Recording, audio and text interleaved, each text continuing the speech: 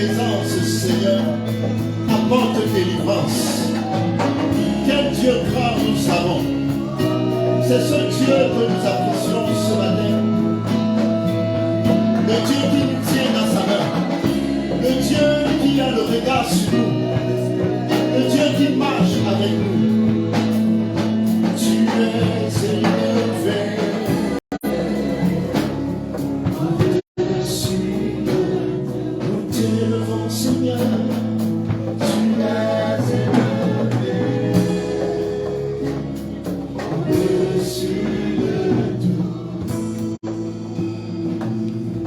Seigneur, tu es élevé au-dessus de tout nom.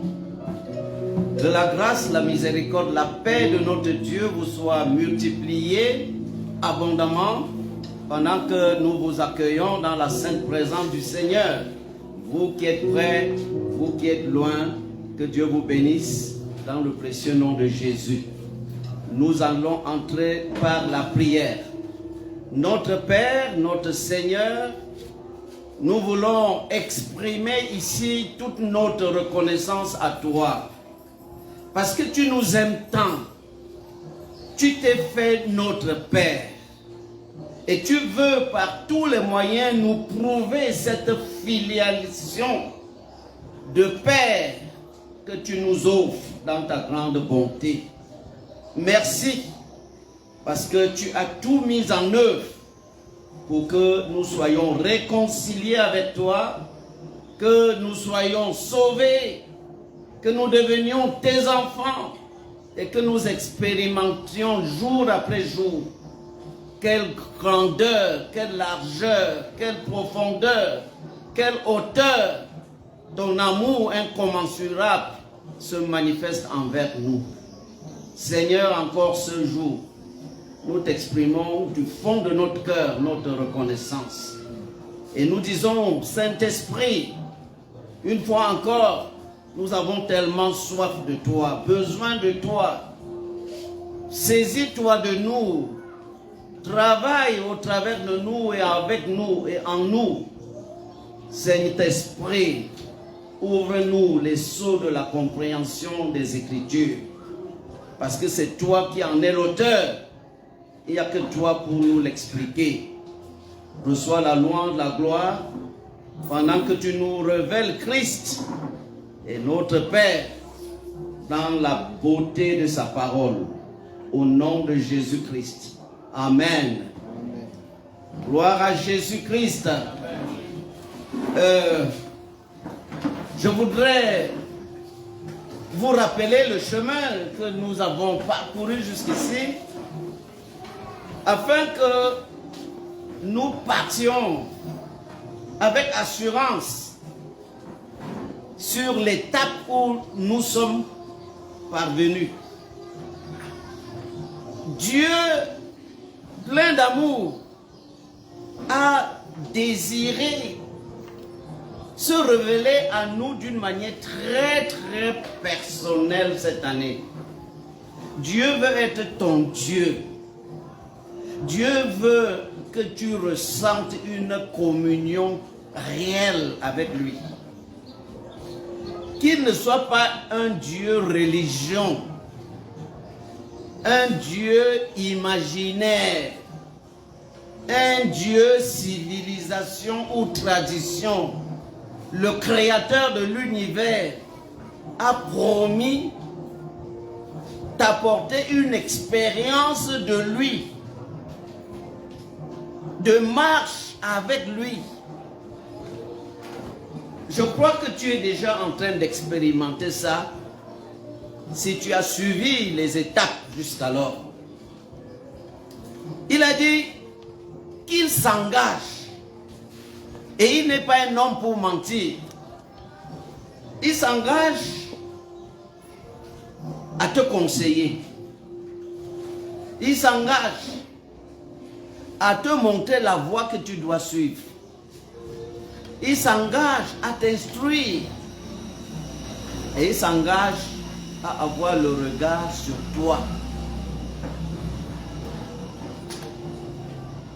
Alléluia. Ce qui veut dire que ce Dieu-là veut être un Dieu personnel pour toi. Mais vous savez, le Dieu personnel ne peut pas devenir personnel si ça ne t'intéresse pas, si tu es distrait, si tu n'es pas concentré, si tu n'as pas l'attitude qu'il attend de toi. Alors il a dit, le secret pour que tu puisses bénéficier pleinement de cette promesse et expérimenter un Dieu qui devient ton Dieu, c'est de suivre les prescriptions qu'il a instruites de tout temps depuis le temps de Moïse. Il a révélé la stratégie par étapes pour pouvoir entrer dans cette intimité avec lui. Et aucune étape ne doit être bafouée, ni négligée, ni non accomplie.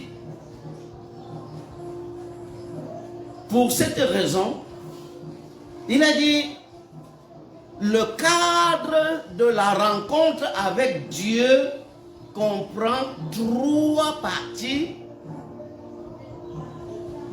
comprenant de l'extérieur vers l'intérieur, le parvis, le lieu saint, le lieu très saint. Le parvis est foulé par tout le monde.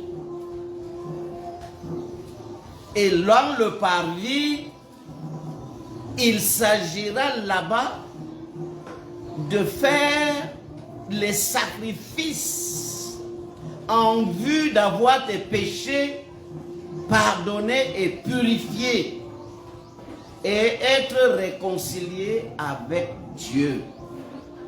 Ça se passe dans le parvis, le lieu de la réconciliation. Dans le parvis, c'est le lieu de la réconciliation avec Dieu.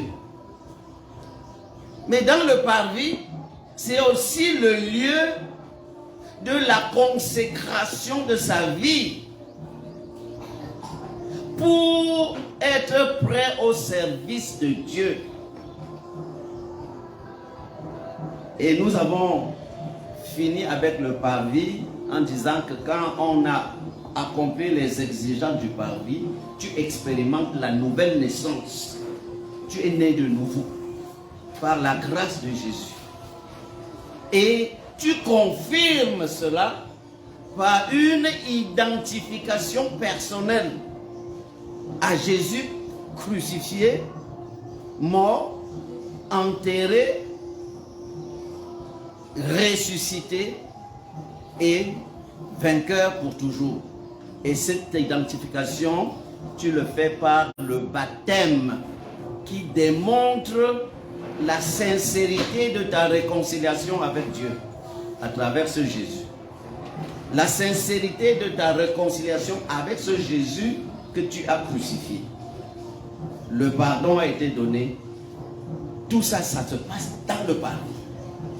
Et ce parvis, maintenant, c'est en toi, c'est toi-même. C'est ta décision pour sortir du péché. C'est ta décision de te dire, comme le fils prodigue, qu'est-ce que je fais ici? Je suis en train de mourir. Je veux me lever, retourner, me réconcilier avec mon Dieu.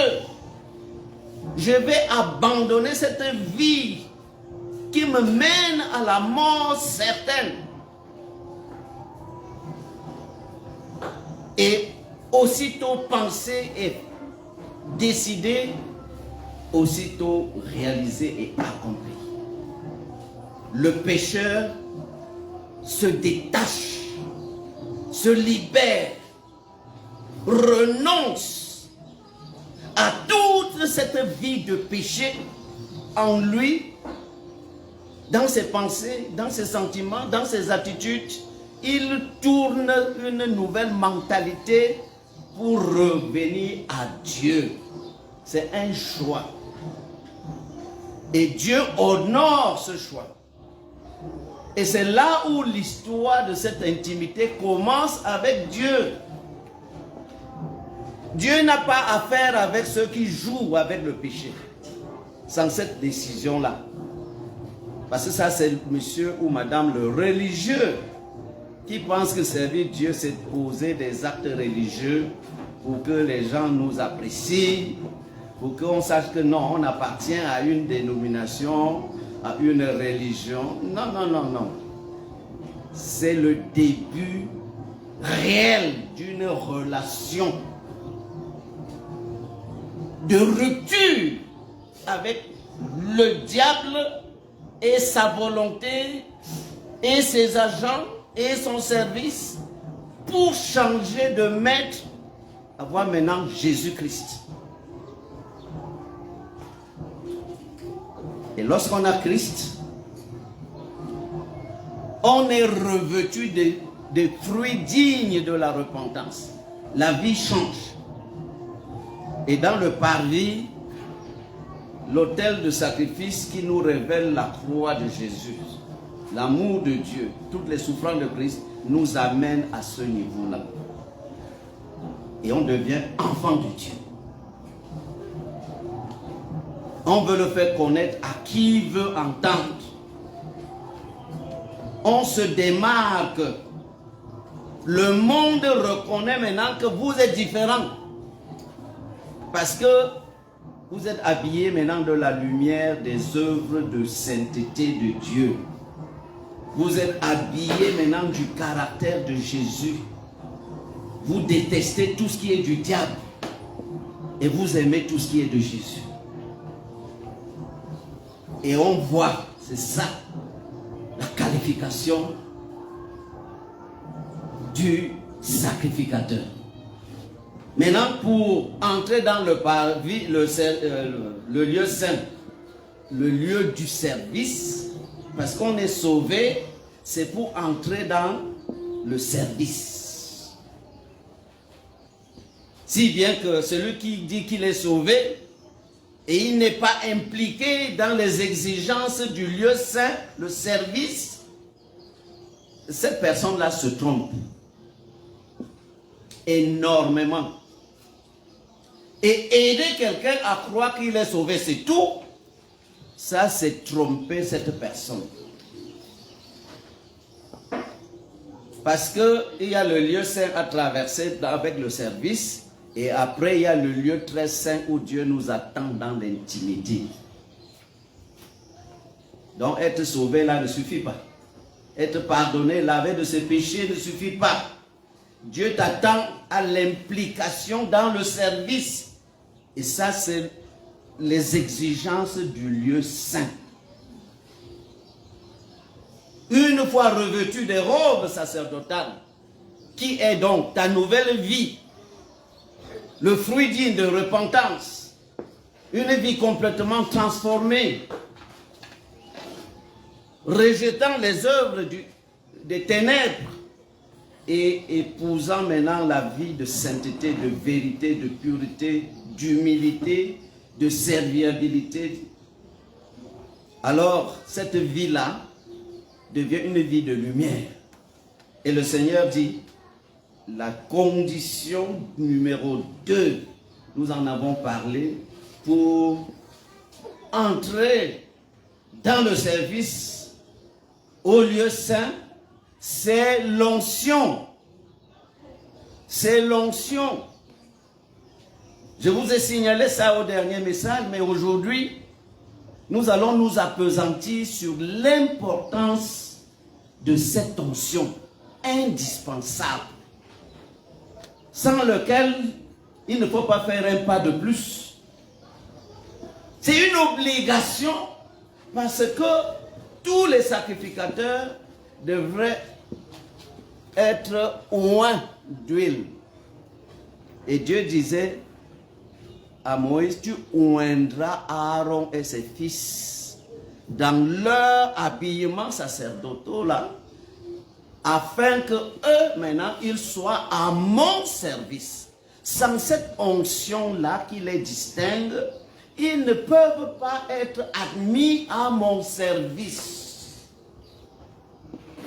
Et le Seigneur, pour toi et moi aujourd'hui, cette onction-là, il parle du Saint-Esprit. C'est une exigence incontournable.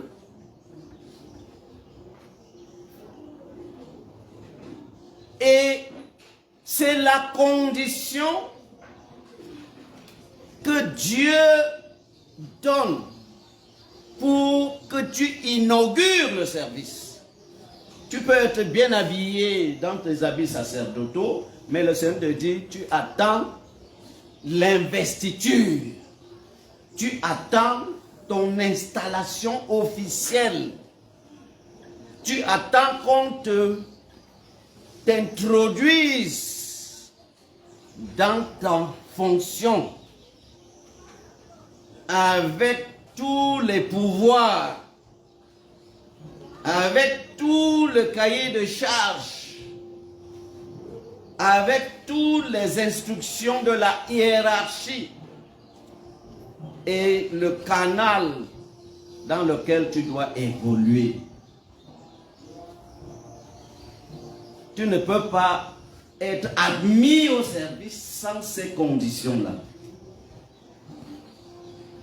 Donc, le défi de l'onction du Saint-Esprit, indispensable.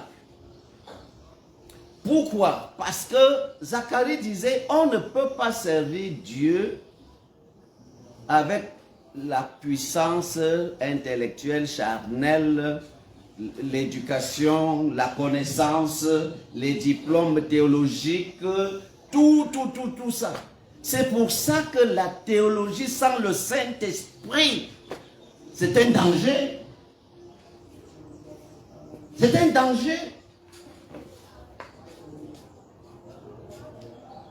Le Saint-Esprit est le principal et le parfait théologien.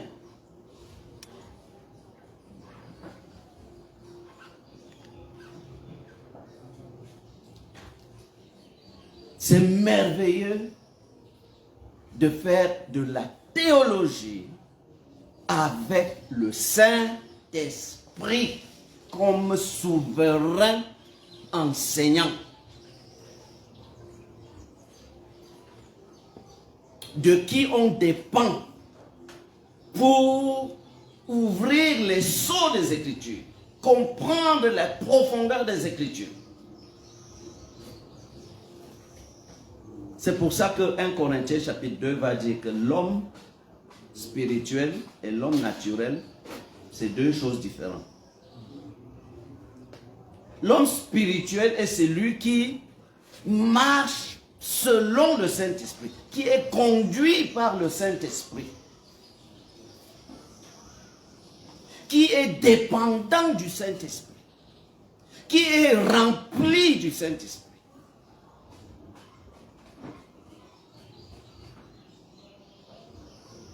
Et nous vous avons dit, il n'y a pas le Saint-Esprit sans la parole de Dieu. Et il n'y a pas la parole de Dieu véritable sans le Saint-Esprit. La parole sans le Saint-Esprit devient des lettres. On peut faire des commentaires de texte. On peut faire une étude dans la tête, dans le raisonnement. Mais la parole avec le Saint-Esprit devient une relation vivante de l'âme avec Jésus-Christ. L'âme est connectée à Jésus-Christ. Je vais vous dire une chose, si vous voulez vous y croyez, si vous voulez ne croyez pas. Mais c'est une expérience. Je ne peux pas faire de l'expérience une théorie universelle, c'est la grâce de Dieu. Mais je veux vous la dire. Un jour, je prends cette parole Devant mes yeux, c'est comme si on a intercalé une loupe entre mes yeux et les Écritures. Et je vois les Écritures qui prennent du volume. Ça s'agrandit. Et à un moment donné, mais j'entends plutôt une voix. C'est comme une fine voix qui me parle. Je ne lis pas, mais c'est un dialogue. J'entends. Donc la parole s'y parle. Donc la Bible est vivante. Le Saint-Esprit communique la vie à travers la parole, qui est vérité et vie. Avec le Saint-Esprit, on rencontre Jésus dans sa parole. On cause avec Jésus. Gloire à Dieu. Amen. Combien j'aimerais que chacun qui m'écoute expérimente ça.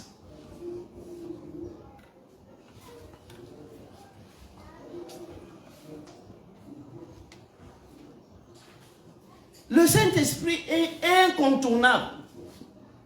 Lorsque le peuple de Dieu, pour la première fois, a été exposé à la réalité de l'autel de sacrifice, la croix de Jésus, le jour de Pentecôte, lorsqu'on leur expliquait, écoutez, vous connaissez cet homme-là, qu'on a livré et qu'on a crucifié, alors qu'il n'a commis aucune faute. Les prophètes ont parlé de lui. Le roi David a parlé de lui. Il a même dit que, en prophétisant que Dieu ne permettra pas que son sein voie la corruption, il parlait de la résurrection de Jésus. Ce Jésus-là, écoutez maintenant très bien. C'est vous qui l'avez crucifié. C'est moi? Oui, c'est vous qui l'avez crucifié. Mais nous sommes témoins, Dieu l'a ressuscité. Le cœur vivement touché à l'idée que c'est eux qui avaient crucifié Jésus. Et c'est ce que le Saint-Esprit désire. Que chacun de vous qui m'écoute puisse réaliser que en réalité il est comme ça, ce Jésus-là, c'est toi qui l'as crucifié. Ce Jésus-là, tu es responsable de sa crucifixion. C'est là où le cœur vivement touché prend donc conscience de la nécessité de rechercher comment réparer la situation. Frère, on va faire comment? Il dit, répentez-vous. Et lorsqu'on va dans le contexte de 2 Corinthiens 5, 17 à 20, cette repentance est précédée d'un désir ardent de se réconcilier et d'obtenir pardon. Et alors manifester cela, couronner ça donc par une repentance. On ne se repent pas en l'air, on se repent dans un processus de réconciliation, de réparation de tort envers quelqu'un. Et la repentance vient comme couronnement. Le fils prodigue a d'abord engagé ce processus de réconciliation. Et la repentance est venue à la fin où il dit, maintenant, c'était une erreur grave que je sois parti de la maison. Pour rien au monde, je n'aimerais plus partir. Je décide de rester, même si c'est en titre de serviteur ou de boy. Mais c'est arrivé à la fin. Avant ça, je vais me lever, je veux retourner, je vais arranger la situation avec mon père, je veux me réconcilier. Oui, d'abord la réconciliation.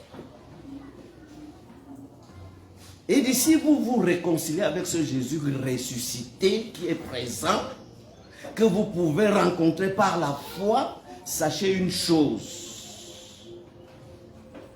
Il va vous pardonner vos péchés. Il va vous transformer. Et il vous donnera le pouvoir de devenir enfant de Dieu. Et il ajoute, et vous recevrez le don du Saint-Esprit. Voilà de quoi il est question pour nous aujourd'hui. Cette promesse que si vous vous réconciliez vraiment, c'est-à-dire si vous avez accompli les exigences du pardon vraiment, le Seigneur va vous donner ce qui va vous qualifier pour entrer dans le service, comme promesse. Pas comme une proie à arracher, comme promesse. C'est-à-dire si tu as été réglo avec ce qu'il t'exige de faire dans le parvis, Dieu se sent dans l'obligation de déployer sa main pour accomplir ce qu'il t'a promis. Tu n'as pas besoin de jeûner 30 jours ou 40 jours pour avoir le Saint-Esprit. Tu n'as pas besoin. Tu as besoin de remplir les conditions de purification, de réconciliation,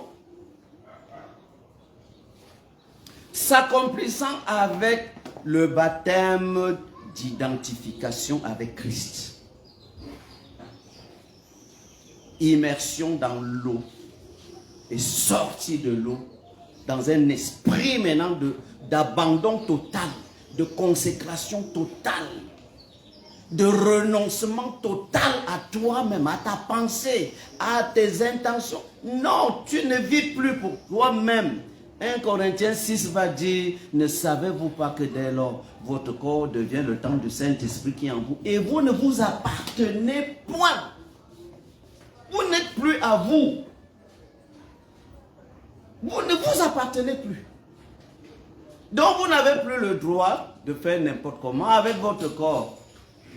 Et le verset 20 va dire, glorifiez donc Dieu avec votre corps et avec votre esprit qui appartiennent à Dieu. Ça a été acheté.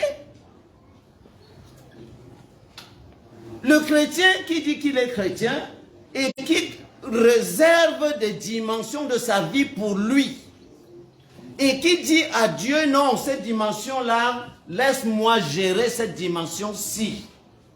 Ce chrétien-là n'a pas encore compris. Le chrétien qui discute la parole de Dieu dit ceci, mais pourquoi? Mais il donne des limitations pour ne pas obéir promptement et totalement. Alors ce chrétien-là n'a encore rien compris. N'a encore rien compris.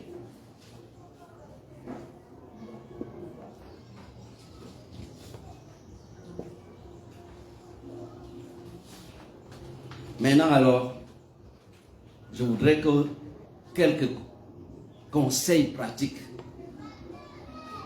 Comment donc être rempli du Saint-Esprit? Comment être oint, recevoir cette tension? Ce n'est plus le Moïse qui doit oindre, ni Aaron oindre les autres, mais c'est Jésus-Christ maintenant qui est celui qui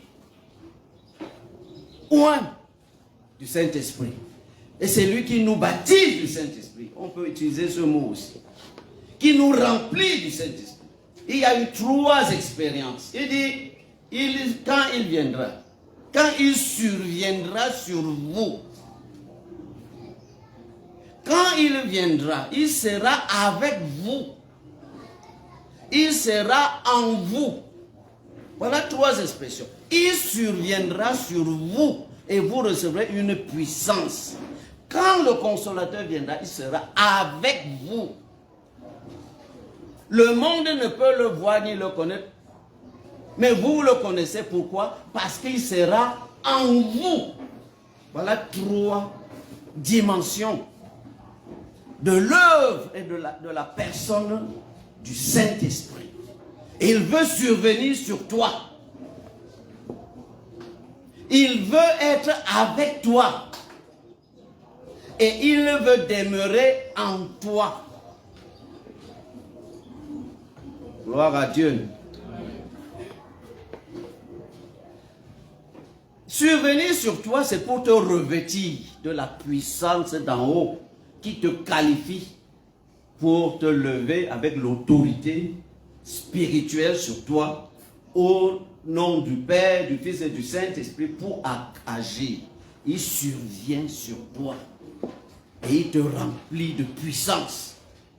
Acte 1:8. Vous recevrez une puissance, le Saint-Esprit survenant sur vous. Il va vous couvrir comme de son ombre. Il va vous revêtir comme d'un manteau de puissance. Et vous êtes sous sa couverture, rempli de puissance, venant d'en haut, de puissance de Dieu. C'est ce revêtement qui vous distingue. C'est ce revêtement qui vous donne l'autorité. Vous vous présentez seulement quelque part, même sans rien dire.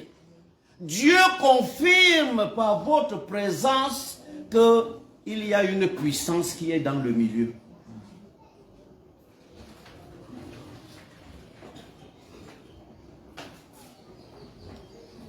Il sera avec vous, comme pour te dire, au temps où il fallait oindre, on disait, on va mettre l'huile, l'oreille droite, l'huile au pied droit, le pouce du pied droit, l'huile sur le pouce droit, comme pour dire, et même sur la bouche, comme pour dire que ta bouche est consacrée, ce n'est plus pour toi. Tu n'as plus le droit d'utiliser ta bouche pour faire n'importe quoi, pour dire n'importe quoi.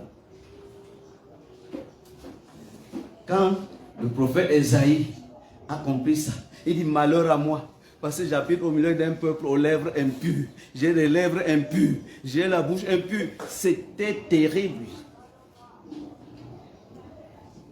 Est-ce que tu veux que Dieu consacre ta bouche maintenant? Être avec toi, c'est pour dire tu n'as plus le droit de marcher comme si tu étais seul, ou bien d'aller n'importe où, comme si tu étais maître de toi. Si je suis avec toi, c'est à moi de te conduire. C'est pour te conduire. C'est pour te montrer le chemin. C'est pour t'instruire. C'est pour te dire que tu ne vas plus aller n'importe où. L'onction est sur ton pied droit. Tu ne dois plus faire n'importe quoi. L'onction est sur ta main droite. Ta bouche consacrée. Donc, c'est une offrande de notre vie tout entière, notre être tout entier au service du Seigneur. Et d'ici, nous plaisons encore au monde, nous ne sommes plus serviteurs de Dieu.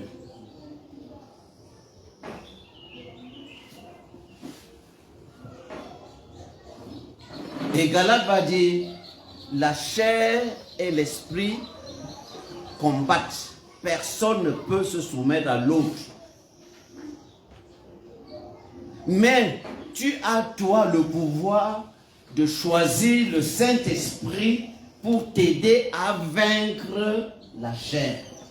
Si tu sollicites le Saint-Esprit, il va te faire t'aider à faire mourir les œuvres de la chair.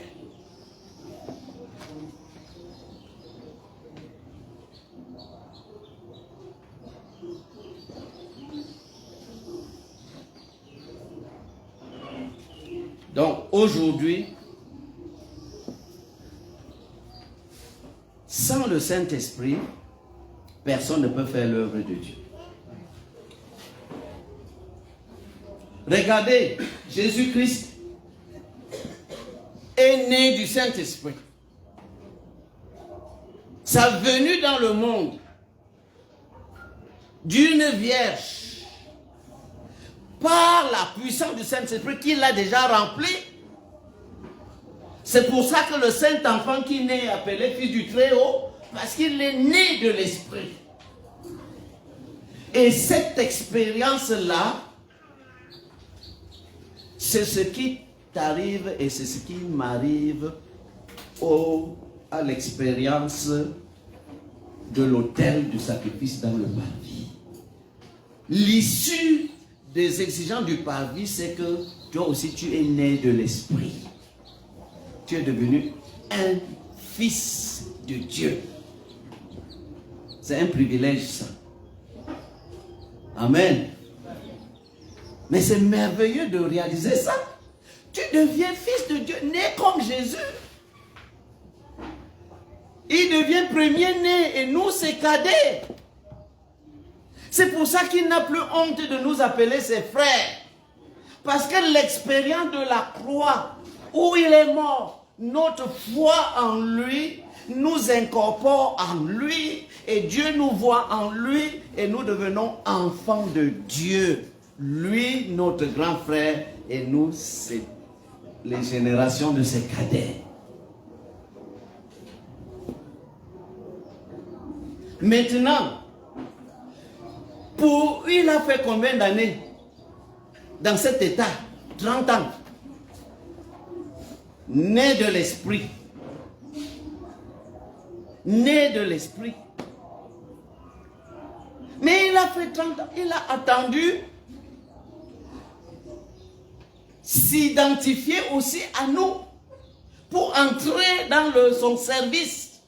On peut dire qu'il était dans son parvis, mais 30 ans après, il entre aussi dans le parvis de son service pour lequel il est venu dans le monde. Il est venu pour servir et donner sa vie.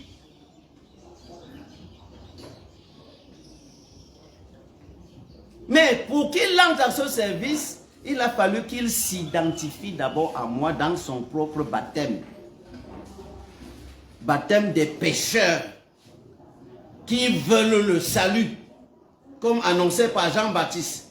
Ceux qui veulent attendre le Sauveur pour venir là, venez déjà préparer vos cœurs par le baptême de repentance, disant que vous êtes prêts pour recevoir celui que Dieu va envoyer. Jésus est venu se soumettre parce qu'il s'est identifié à nous tous. Il a dit, bon, comme je suis venu porter l'humanité, cet appel à disposer nos cœurs pour le salut, ça me regarde donc, alors que lui n'a pas péché. Et il est allé prendre ce baptême dans lequel il nous a engloutis. C'est pour ça qu'après le salut, toi aussi tu dois prendre un baptême pour t'engloutir en lui.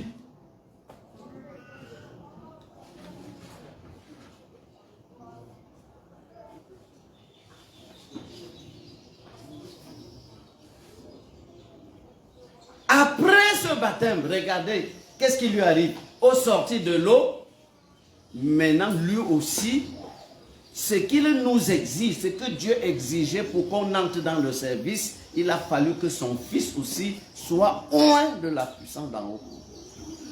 Le Saint-Esprit est descendu sur lui.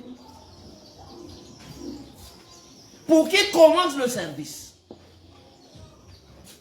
Et il va faire cette exigence-là aux disciples en disant, quand il est ressuscité, ne quittez pas Jérusalem. Ne commencez pas à aller partout, comme je vous ai dit dans Matthieu 28, 18 à 20. Allez, faites le tout. N'osez pas commencer ce travail tant que la promesse de la puissance. Pourtant, ils étaient déjà des disciples nés de nouveau,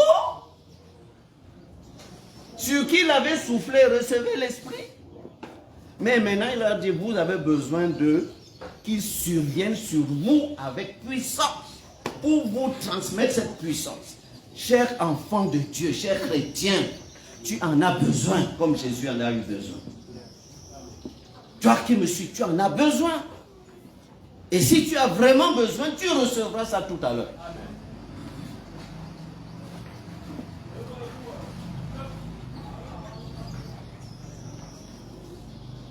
Alors, première condition, il a dit,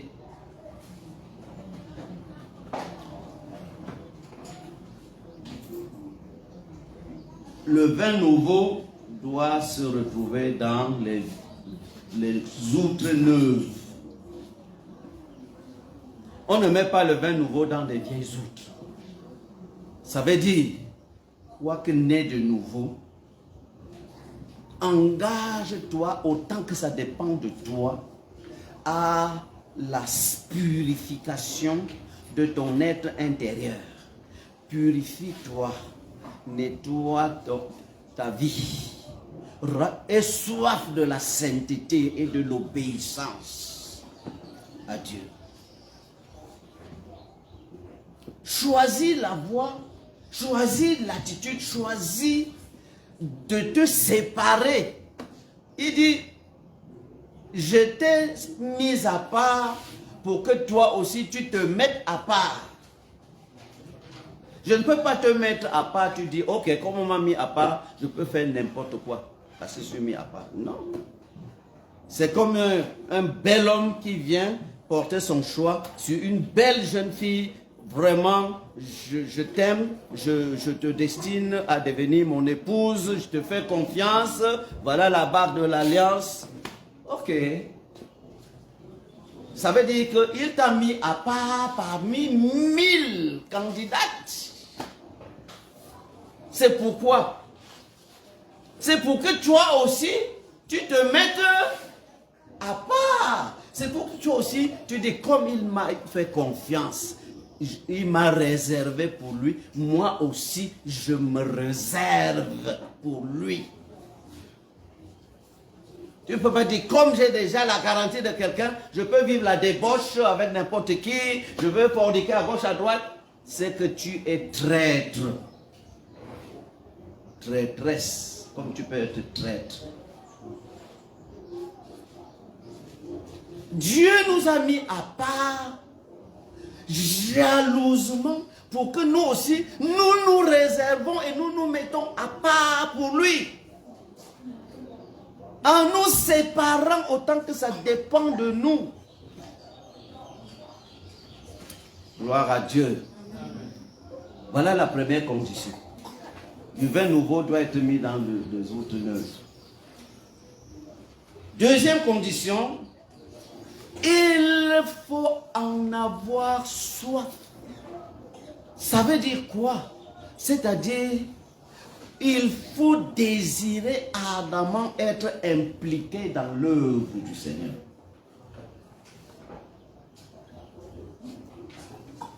Si tu n'as pas envie de servir le Seigneur, si tu n'as pas envie d'être utile dans le lieu saint, le Seigneur ne verra pas pourquoi investir en toi ce grand talent, ce grand don qu'est le Saint-Esprit. Parce que ça sera comme il aurait investi à perte. Et ça vous rappelle les paraboles du talent. Beaucoup de chrétiens aujourd'hui ne savent pas que Dieu a investi en eux le Saint-Esprit pour qu'ils produisent beaucoup de fruits.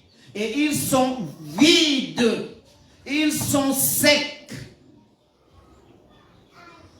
Leur vie ne produit rien pour le royaume de Dieu, alors qu'ils confessent avoir été un jour à la croix pour se réconcilier avec Jésus-Christ.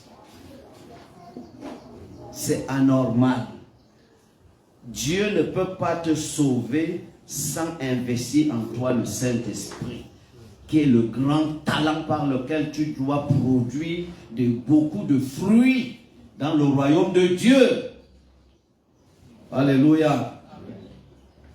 Vous êtes avec moi? Pendant que ce message passe, vous qui êtes près, vous qui êtes loin, laissez-moi vous avertir. La foi qui va te sauver et te faire remplir de l'Esprit Saint vient de ta discipline d'attention.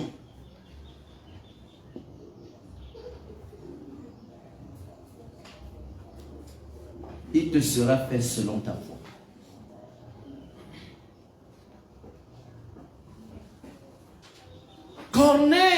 pendant qu'ils écoutaient le serviteur de Dieu discourir sur ces choses, il s'est vu rempli de l'esprit avec toute sa maison. Pourquoi? Parce que leur attention était soutenue. Et ça a créé en eux le désir d'expérimenter, la soif de voir Dieu agir. Et Dieu a comblé leur soif.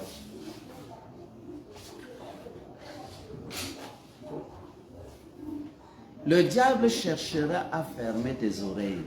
Le diable cherchera à te déconnecter. Le diable, parce qu'il sait que voilà le secret. On est sur le point de te donner le secret pour que ta vie ne soit plus jamais la même. Mais le diable va dire que non, tu es même déjà enfant de Dieu. Tu es même un chrétien bien mature. Tu n'as plus rien.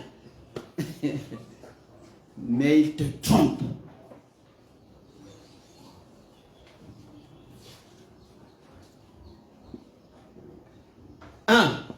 Vin nouveau dans des outres neuves. Que ton cœur, ton âme, ton esprit soient disposés comme récipient neuf. Que tu te sanctifies toi-même. Parce que tu veux honorer celui qui t'a mis à part. Tu veux maintenant que ton récipient, ta vie, soit une vie séparée des souillures. Pour la gloire de Dieu. 2. Ton cœur a-t-il soif d'une telle expérience? Pas pour t'honorer et te glorifier, mais parce que tu as compris que c'est la condition pour que tu sois au service. As-tu soif d'entrer en service? Si cette deuxième condition est remplie, tu es sur la bonne voie. Parce que Dieu dit que priez le maître de la moisson, d'envoyer les ouvriers dans sa moisson. La moisson est très grande, il y a peu d'ouvriers. Et quiconque est sauvé est supposé être appelé pour entrer dans la moisson.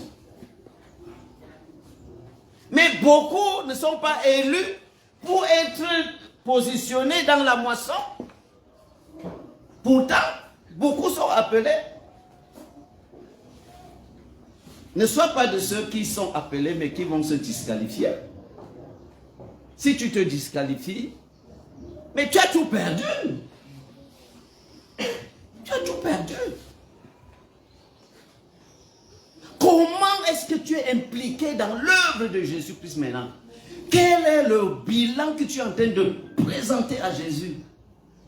Mais tu peux repartir vraiment à nouveau aujourd'hui. Avec la qualification divine de l'Esprit Saint. Troisième condition, nécessité de sanctifier aussi Christ dans ton cœur. Vous voyez, quand Jésus nous a enseigné à prier, il a dit, quand nous prions, Seigneur, notre Père, première chose, que ton nom soit sanctifié, que ton nom soit sanctifié. C'est-à-dire quoi? Seigneur, je ne peux pas à partir de ce moment oser t'appeler mon Père et que mon Père trouve en moi ce qui va souiller son nom. Trouve dans mes pensées des choses qui souillent son nom. Trouve dans mes paroles, mes actes, mon comportement, des choses qui souillent son nom. Sanctifier Christ, c'est que si Christ est devenu mon sauveur, mon Seigneur et mon Dieu, que la grâce de Dieu me donne de ne pas mêler Christ à quoi que ce soit de souiller en moi. Sanctifier Christ, c'est aussi la deuxième parole de la prière, que ton règne vienne. Que ton règne vienne. C'est-à-dire, établis vraiment ta seigneurie sur ma vie. Établis ton règne. J'accepte que tu règnes sur moi. J'accepte être un esclave que tu diriges, conduis, manœuvres à toute heure comme tu veux en tant que maître. Je n'ai plus de volonté propre à moi. Oui, si tu acceptes que Christ, à partir de maintenant, règne comme ça sur toi, et que sa parole trouve donc ce respect dans ton cœur, tu es sur la bonne voie. Dans ce cas, le Seigneur dit dans Luc 11, verset 13, « Méchants comme vous êtes, vous savez donner des bonnes choses à vos enfants, et vous ne leur donnez pas le caillou lorsqu'ils vous demandent le pain. À combien plus forte raison votre Père Céleste donnera-t-il le Saint-Esprit à ceux qui le lui demandent? »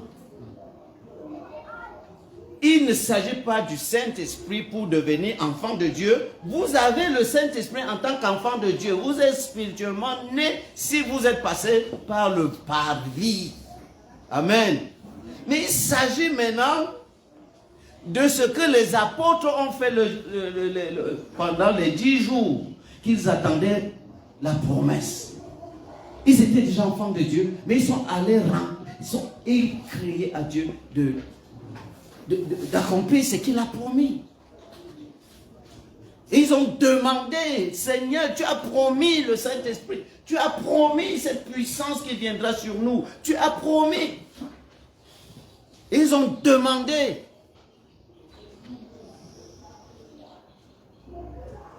Donc la nécessité de demander.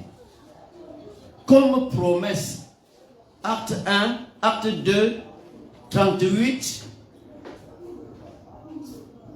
Et vous recevrez le don du Saint-Esprit. Cette promesse, Dieu dit promesse, est pour vous, pour vos enfants et pour tous ceux qui sont au loin. Alléluia. Donc vous êtes dans la bonne disposition de dire, papa, tu as fait une promesse. Maintenant, j'ai accompli ma part. Qu'est-ce qui me manque encore?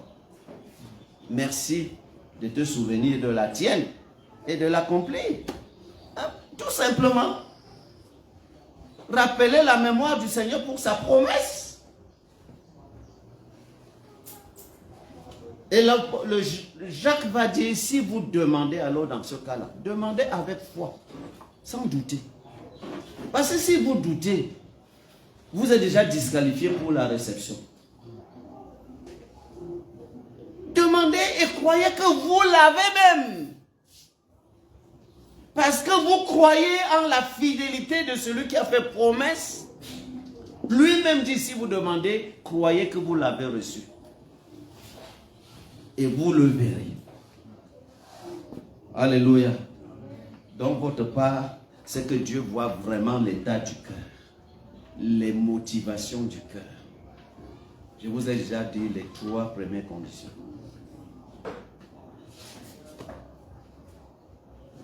Maintenant, si vous demandez, vous croyez.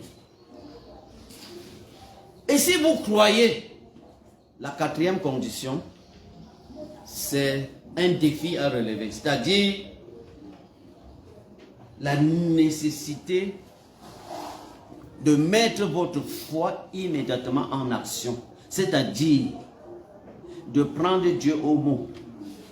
De faire confiance au Seigneur et de commencer à agir, parler, penser comme étant revêtu. Penser, parler, agir, se comporter comme tel.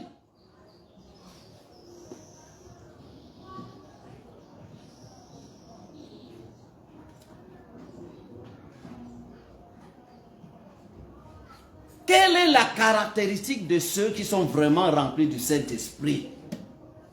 Commençons à voir avec Jésus. Dès qu'il a été revêtu de la puissance du Saint-Esprit, la caractéristique qui définit la personne, c'était quoi? Beaucoup vont dire c'est le parler en langue.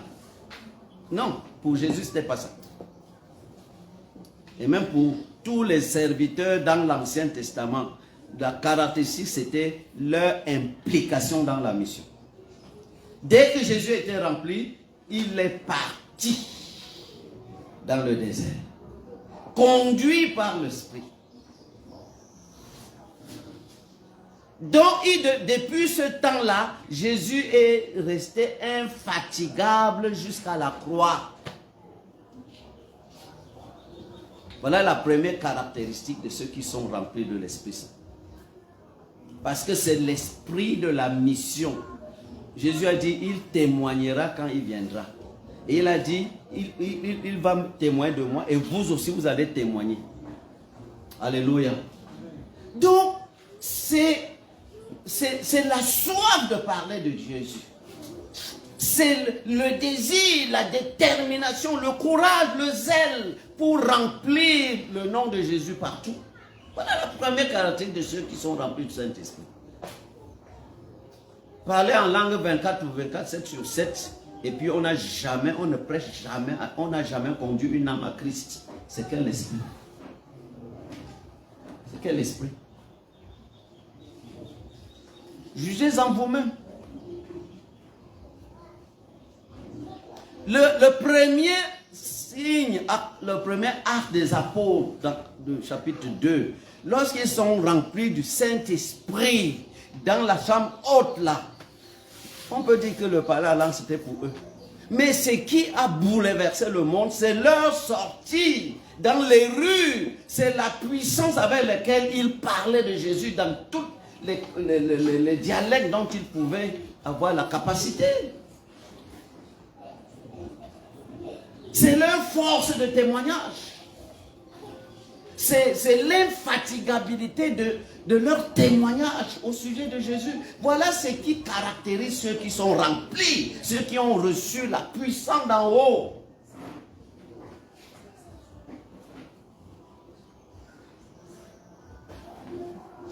Je ne veux pas mépriser le parler en langue. Mais si vous voulez savoir, il y a ça. Le deuxième, c'est l'amour qui remplit nos cœurs pour tous, tout le monde. En commençant justement par notre Sauveur, qu'on aime tellement. Et ensuite, tous les hommes, sans distinction. Et si vous voulez un troisième signe, je ne parle pas encore de parler en langue, mais c'est l'amour de la vérité, la haine du mensonge. Ça, on ne supporte plus un moindre mensonge. Parce que Jésus est la vérité. Et le Saint-Esprit, c'est la vérité. La parole, c'est la vérité. Et si cette parole nous régénère, nous remplit, si l'esprit de vérité nous remplit, alors il sème en nous une haine contre le mensonge sous toutes ses formes.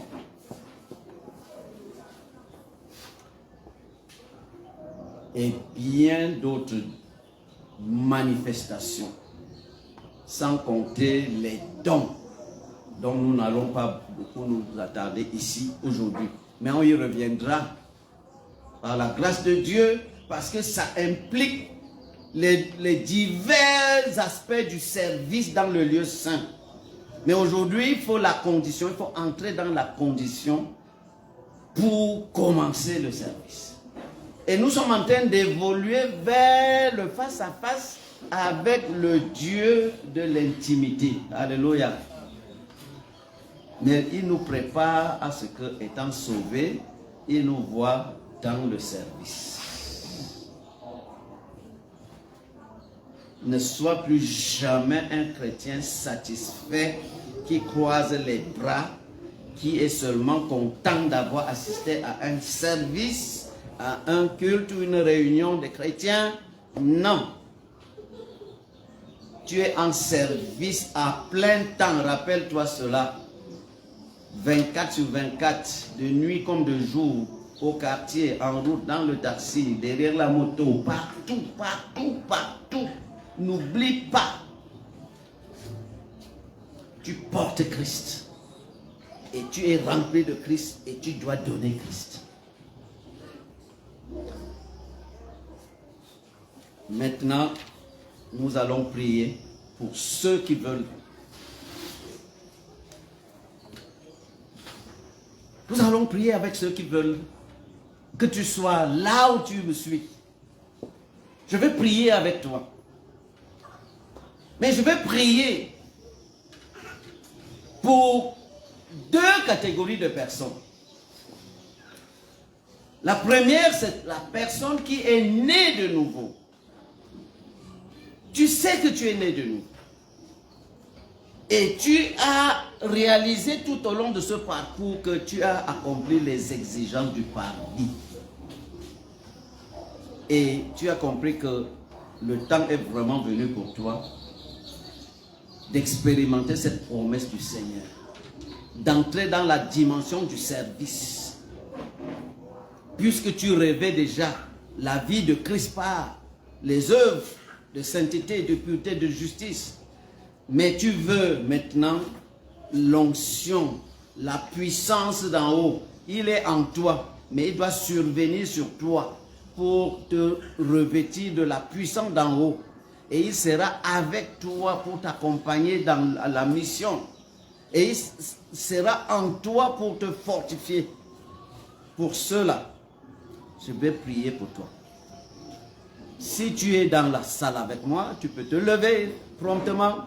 Et là où tu es, me suivant à travers Parole de Vie TV, tu peux te lever également.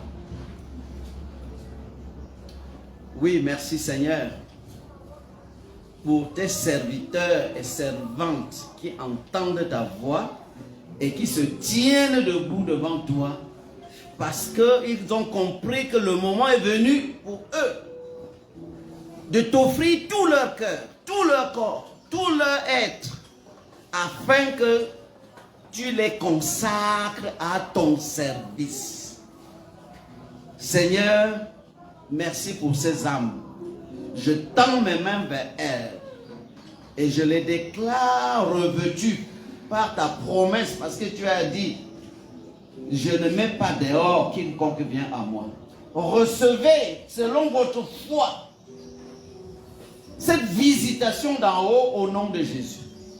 Recevez de par la promesse et la fidélité de notre merveilleux Sauveur Jésus-Christ l'onction de puissance d'en haut, qu'il vous revête, afin que comme au jour de Pentecôte, vous expérimentiez votre Pentecôte personnelle, et que dès cet instant, vous ne soyez plus jamais fatigué de parler de Jésus, de parcourir monts et vallées, collines et villes, et villages.